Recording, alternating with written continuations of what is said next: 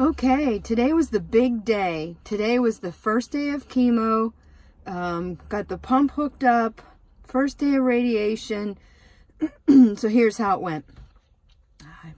I went to my bank to do my bank deposit this morning. When I got my deposit slip, I noticed it wasn't my name on the account. So I told the lady at the drive-thru that I'm sorry, but right amount deposit, not my bank balance, and not my name. She apologized and corrected it and sent the ticket back out. This time she had put it in checking when I had specifically written on there that I wanted it in savings. So third time's a charm, my banking was done. Then I went to my father-in-law's to pick him up, to take him to the appointments. And I went in, and I've been told by Amy C. to put, some kind of oil on the bottom of his feet. My brain is gone today, sorry.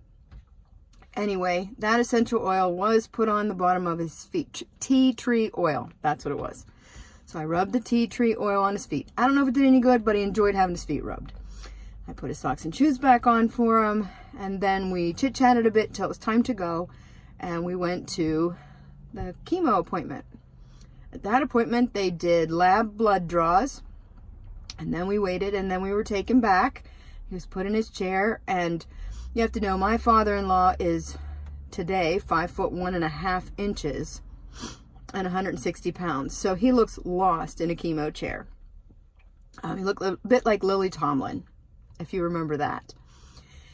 And so he struggled to get the chair to lean back to a comfortable position. When we finally found a good position, they came over and said they would be going to administer a steroid, which would help him with any nausea. They did that. That took 15 or 20 minutes to administer. And then they said, we're waiting on your other drugs to come upstairs. One note, if you ever have to do this, be patient. There's a reason you're called a patient. It took a long time for the drugs to come upstairs, especially when you're overwhelmed and anxious, and certainly understandable. When the drugs came up, the mitomycin was administered after the steroid, and that went well, and that only took about 15 minutes. And then we had to wait for another drug to come up. And each time they come in with one of the chemo drugs, not the steroid, they come in covered in all the paper, throwaway, protective gear, extra gloves with cuffs and the whole bit. So my father-in-law and I are both in the healthcare industry, so it's not so daunting to us, but it does let us know the dynamic of the situation.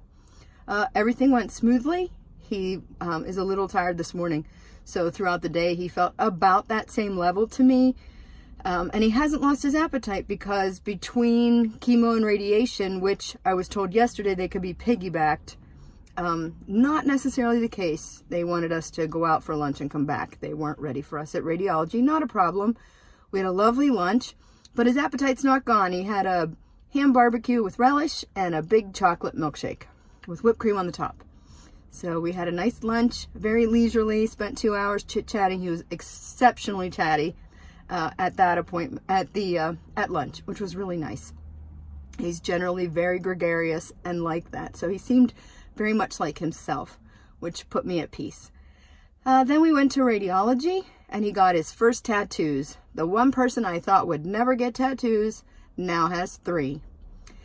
He did his radiology and got his radiation. Everything went well, and he's a little tired. We did have to stop in between because he needed Tylenol for pain.